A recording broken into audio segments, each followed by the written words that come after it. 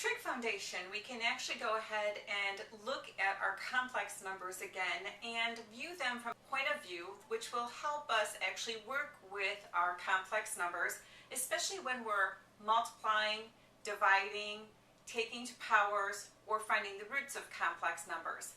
It was a little bit cumbersome when we were working with the standard form of a complex number, but we'll see that when we put it in what's called the trig form of a complex number, these operations become much easier. So let's just recall that a complex number is written in standard or rectangular form, and sometimes they even call it a plus bi form, if it is written as z is equal to a plus bi. Now, probably before you've only seen the complex number and you've never had it be named anything. So this might be the first occurrence where you've seen it called the letter z. Don't let that throw you. It's just giving a name to the complex number. Now, where a and b are real numbers, so remember you have a real part, which is the part that doesn't have the I multiplied to it. So the real part of a plus bi is a. And you have an imaginary part, and the imaginary part is the coefficient in front of the I. So b is the imaginary part. But a and b are actually real numbers. And then I here is the square root of -1. Now, if you're going in a normal curriculum and you've just gone through some work with vectors, in vectors we had a vector I, which was one of our basis vectors, and that was a unit vector that's direction was on the positive x-axis. Don't get that confused with our complex number I, which is the square root of -1. Remember, with vector I, we had either an arrow over top of it or it was boldface, and this is just going to be the imaginary I, which is the square root of -1. So just make sure that you read those in context. But there are some other things that have close relations that will help us get some ease out of these operations. Now, one of the first things in this material is your absolute value of a complex number. So if they've named the complex number z and they ask you to find the absolute value of z, they want the absolute value of that complex number that it's equal to. And the definition for the absolute value of a complex number is the square root of the real part squared plus the imaginary part squared.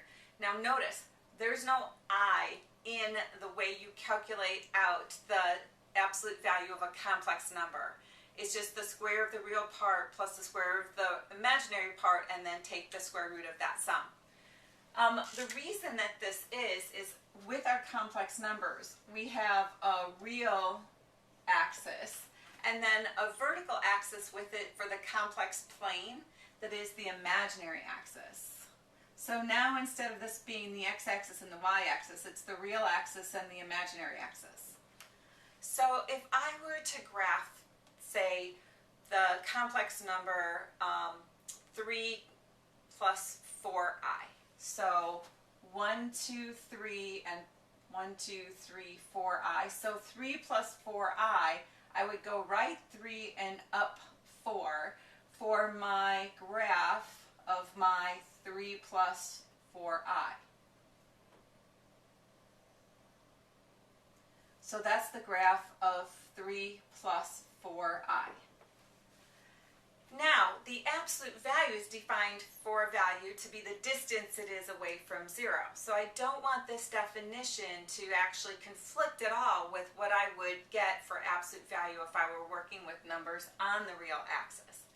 But notice, because it's in the complex plane, you could drop a vertical line down, and that gives us a right triangle. And then just in terms of the units, we would have a 3, and then we would have a 4 in terms of the number of units that we would go. And then that's just using the Pythagorean theorem, that the hypotenuse is the square root of the sum of the squares of the two legs of the right triangle. So that would mean that if I were looking at the absolute value of 3 plus 4i, it would just be the square root of 3 squared plus 4 squared. So that's the square root of 9 plus 16 is 25. and the square root of 25 is 5. I will always get a positive real number for the absolute value of a complex number. So if you get any negatives under the square root when you're doing this, you forgot that you weren't supposed to take the I with, or you forgot that if you take a negative number in quantity square, you get a positive value from that. So you want to watch out for that. Okay, so there's our absolute value. Now, the trigonometric form of a complex number, so I can actually transition these complex numbers that are in their rectangular form into what's called the trigonometric form. And it's equal to, so our trigonometric form is equal to r times the quantity cosine theta plus I sine theta, where our r is the square root of a squared plus b squared, so r is the absolute value of your complex number, and r is called the modulus of that complex number in trigonometric form. And theta is the angle with the positive x-axis that would be like our trig angle in standard position, and it's actually just like the thought process of finding the direction angle for a vector. So if you just came out of doing that work with the vectors, absolutely same process. Now, one of the things that we want to remember with finding that angle theta is that it is the angle with the positive x-axis, and theta prime, so there's a prime in here that kind of got lost there. So the tangent of theta prime, where theta prime is your reference angle, the tangent of theta prime is equal to the absolute value of b over a. So that will give you your reference angle. And then once you know your reference angle, you have to use that to go into the correct quadrant that your graph of your complex number would take you into. So if I were to do that for this particular question, my reference angle would be the same as my theta because it's in the first quadrant. But if I had a reference angle over going into the second quadrant, then I'd have to take 180 degrees and subtract that reference angle to get the correct angle for my complex number. And we'll do some examples of these. Now, theta can either be in degrees or it can be in radians. So make sure that you've kind of reviewed your special angles and the cosine and sine functions of those special angles so that you're ready to do these transitions. And then something that I skipped earlier in this is that this writing it as r times the quantity cosine theta plus I sine theta, that's a little bit long to write out over and over and over. So over the time span, there's been an abbreviated way of writing this entire expression to just save you some writing time in that. So we still need the modulus r. And the argument theta is the same for both of those. So what they're doing is kind of just giving you a kind of like a little hint of how these fall. So they use the c for the cosine of the theta, and then you've got to remember it's plus I, and then times the sine. So they get our r c I s theta just as an abbreviated form. So when it says z is equal to r cis theta, they're just abbreviating that. So if this gets confusing, just write it out in the long way, and then you can go ahead and do that. Now, what we just talked about was how to go from the rectangular way of writing the complex number to the trigonometric form. Well, if you have a trigonometric form, either in the abbreviated way of writing it or in this longer way of writing it, you really just distribute the r through, evaluate the cosine of the angle and multiply by r, that's your a, and evaluate the sine of the angle theta and multiply by r, and that's your b, and then you have your I. So when they say a is r cosine theta and b is r sine theta, that's exactly how it would fall. So you actually just do your, if it's special angles, find your values of your trig functions of the special angles, distribute the r through, and then write it in your standard or your rectangular form. So here are some more properties and things that we can see how much easier it is to work with these particular operations with our complex numbers in trig form than when we had them in standard form. So if you recall, if I am taking a scalar times a complex number, I just distribute the number through and that's no problem. If I'm adding two complex numbers or subtracting two complex numbers in the standard form, then I just remove the parentheses and I combine like terms. But it's not any multiplying out and that sort of thing if I'm just adding or subtracting. Now it was when we had the multiplication or raising a complex number to powers that it implicated when we were multiplying those through. Because we had to remember to do firsts, outers, inners, last. We had to remember to collect like terms, replace the I squared with a -1, recollect like terms. If I had it to higher powers, there was a whole bunch of multiplication that I have to go through. But look at when I have the product property, the quotient property, power property, and even root property when I have my complex numbers in trigonometric form. So for multiplying two complex numbers, I actually just multiply the moduli, so I multiply those together, and then I take and do the cosine of the sum of the two angles plus I sine the sum of the two angles. So I multiply their moduli and then I add their angles. And then that gives me the product of the complex numbers. Much easier than when I had it in rectangular form. When I'm looking at the quotient, I just have to divide the moduli and then take and subtract the angles. Again, so much easier than doing the complex conjugate and building top and bottom and all of that. For a power, well, power is just repeated multiplication. So I'm repeatedly multiplying the modulus and then I'm repeatedly adding the angle. So your modulus is raised to the power that you're taking it to, and then inside the angle you're multiplying it by whatever power that you were taking it to. And then for roots, we actually have not been giving you the full picture. When we talked about, say, the cubed root of 8, and we were just looking at the real numbers.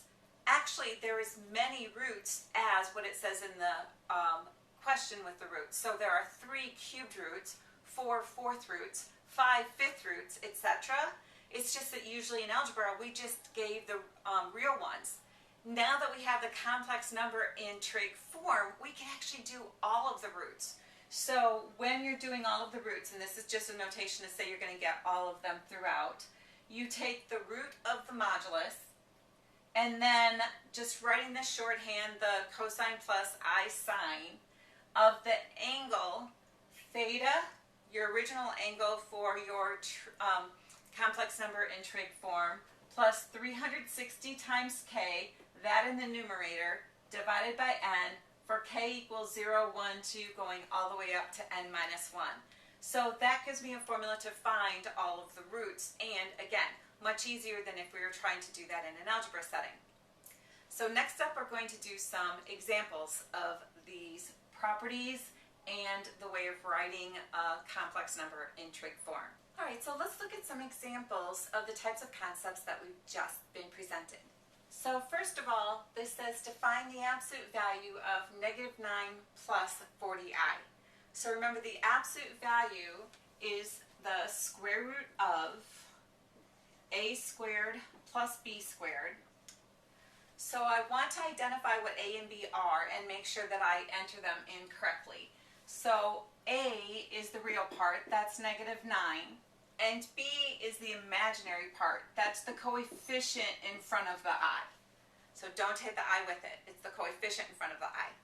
So then I have, this is the square root of -9 squared plus 40 squared. Well, that's the square root of -9 squared is 81. 40 squared is 1,600. So that's 1,681. And the square root of 1,681 is 41.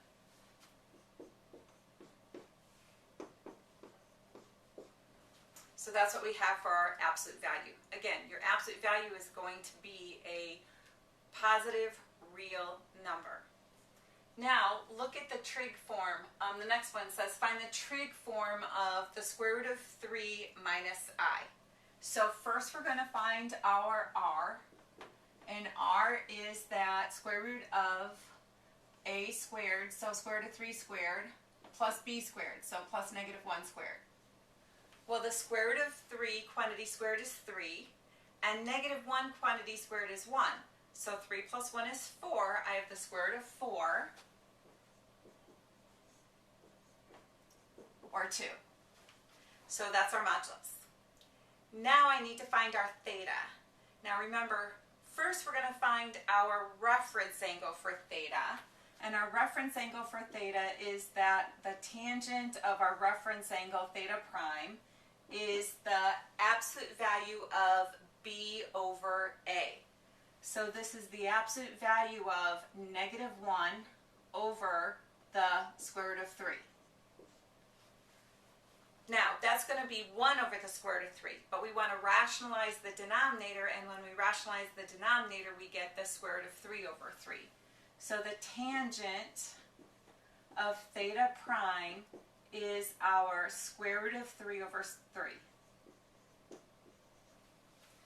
Now, what angle in our first quadrant has a tangent ratio of the square root of 3 over 3?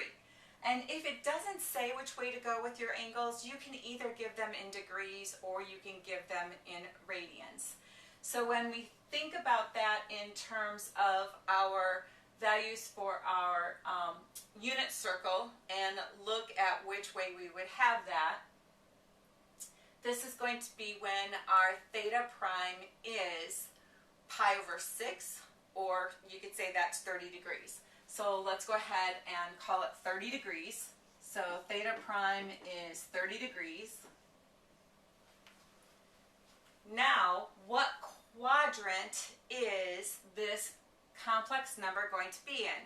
Well, it's positive the square root of 3 minus I. So we would go right on the real axis and down on the imaginary axis. That would take us into quadrant 4. Okay, so then think, you have a reference angle of 30 degrees into quadrant 4. So your theta comes up and around from the positive x-axis, and that means you're 30 degrees shy of going all the way around. So 360 degrees minus 30 degrees is 330 degrees.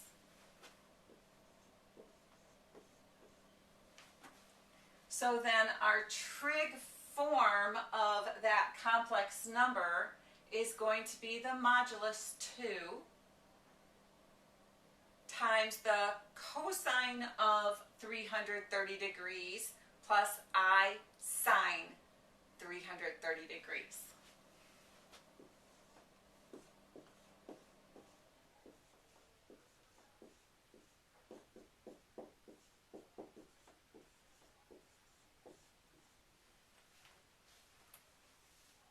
And we could also write that as 2 cis 330 degrees. Okay, next, find the standard form of the c is equal to 4 cis of 5 pi over 6. Well, here, I just write this as 4 times the cosine of 5 pi over 6 plus I sine 5 pi over 6. But the cosine of 5 pi over 6, well, 5 pi over 6 is a special angle, and it is the angle for the pi over 6's that lands in the second quadrant. In the second quadrant, your cosine is negative and your sine is positive. And for the over 6's, my cosine of the over 6 is the square root of 3 over 2, and the sine of the over 6 is a half. So this is going to be negative the square root of 3 over 2 plus 1/2 I. So 4 times negative the square root of 3 over 2 gives me a negative 2 square root of 3. And then 4 times a half is 2, so plus 2I. So really, when we go from the trig form to the a plus bi or standard form, you're just evaluating your trig functions of those angles and then distributing the modulus through. Okay, next up is to do a multiplication. Now these two complex numbers are already in trig form. If they wanted you to multiply them together and they were in rectangular form, especially if there were several that were being multiplied all together, you would first write each of them in trig form and then use the property of products with your complex numbers in trig form.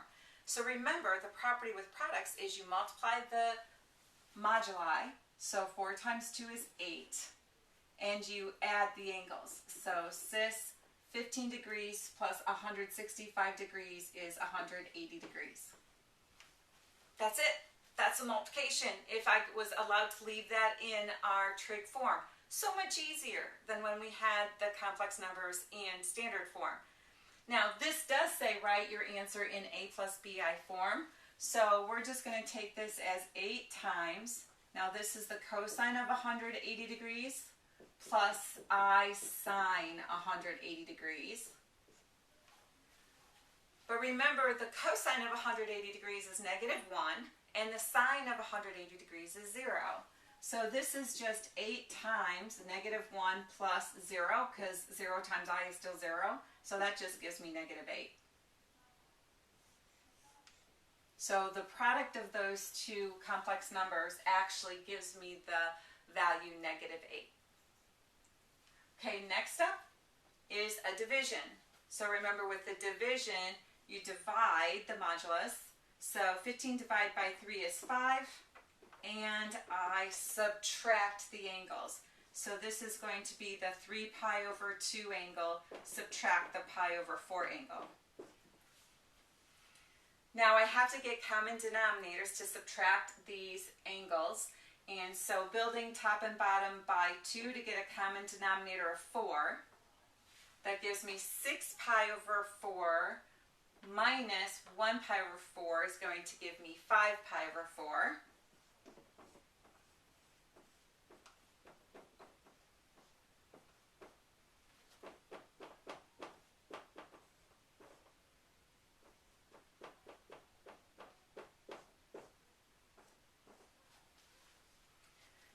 So then when I look at, well, the over 4s with radians are also nice angles. 5 pi over 4, that lands in the 3rd quadrant. So both sine and cosine are negative, and the cosine of an over 4 and the sine of an over 4 are those square root of 2 over 2's. So I have 5 times negative the square root of 2 over 2, and then minus the square root of 2 over 2 times I, and then multiply the 5 through, that's -5 square roots of 2 over 2 minus 5 square roots of 2 over 2 I.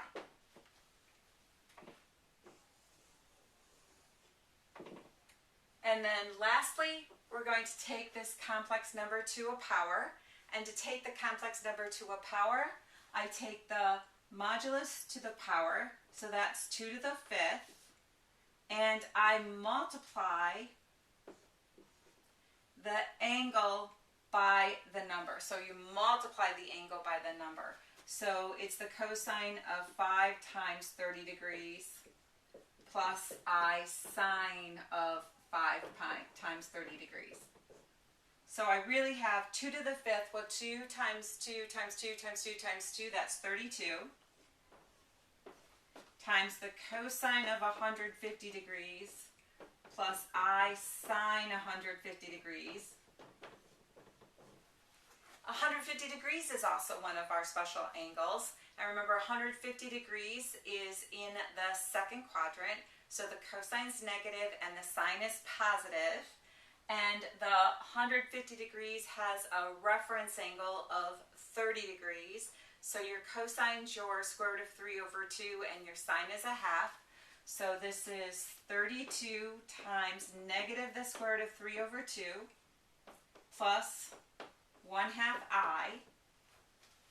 And then when you distribute the 32 through and you remove your common factors, you get negative 16 times the square root of 3, and then plus 16i.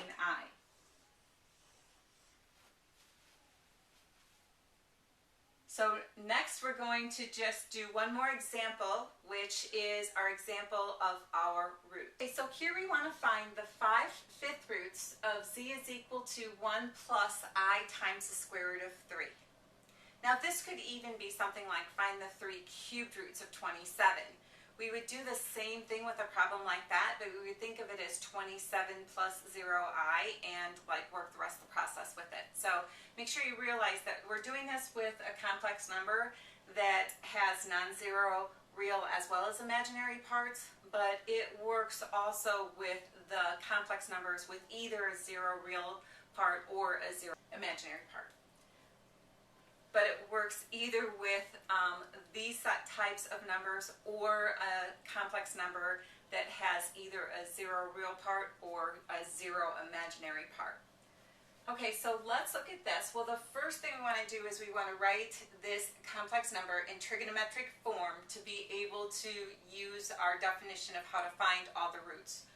So when we're looking at this, remember we have to find our r by the square root of a squared, so 1 squared plus b squared, so this plus the square root of 3 squared. So that gives us r is 1 plus 3, or the square root of 4, and our r comes out to be 2. Now the next thing is to find our theta, and we have that for the reference angle theta prime, the tangent of that reference angle theta prime is the absolute value of b, so our square root of 3, over a, 1. So tangent of our reference angle theta prime is the square root of 3. So the angle in the first quadrant that has a tangent ratio of the square root of 3 is 60 degrees. So our reference angle theta prime is 60 degrees. Now, we have to pay attention to where the complex number is to see what our actual theta is for our trig form of our complex number. Now, when I think about just the graph of it with the real axis and the imaginary axis, this 1 plus I times the square root of 3 would be right 1 and then up the square root of 3i.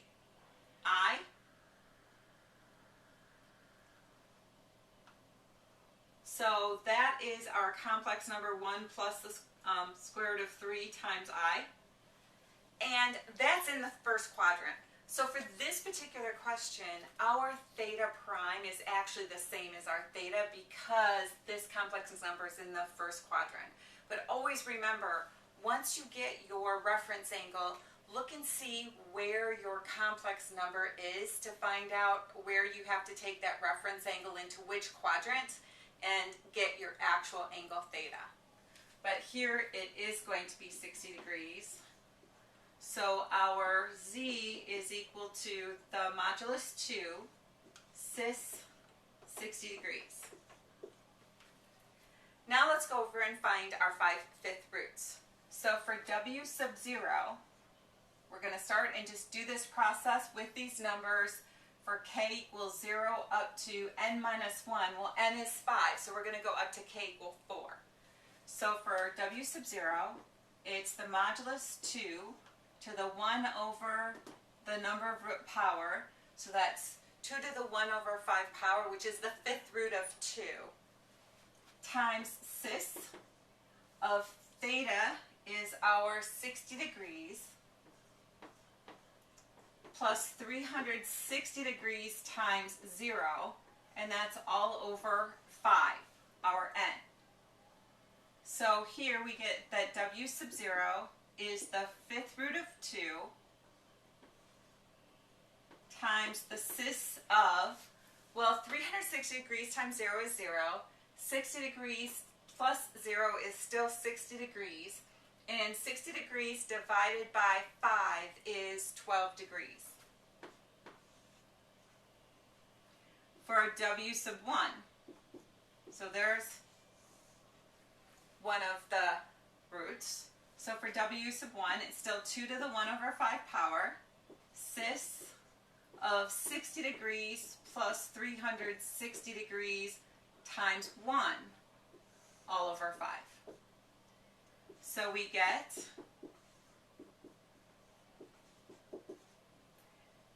360 degrees times 1 is 360 degrees, plus 60 degrees is going to give me 420 degrees, and I'm going to divide that by 5. So I get 2 to the 1 over 5 power times the cis of, and when I divide that by 5, I get 84 degrees. Next up, w sub 2.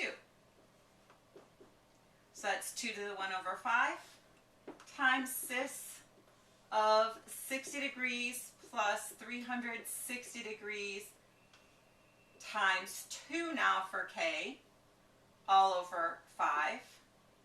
So w sub 2 is equal to the 5th root of 2 times cis.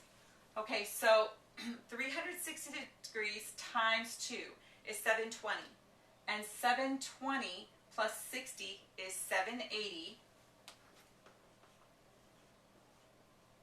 Divide that by 5.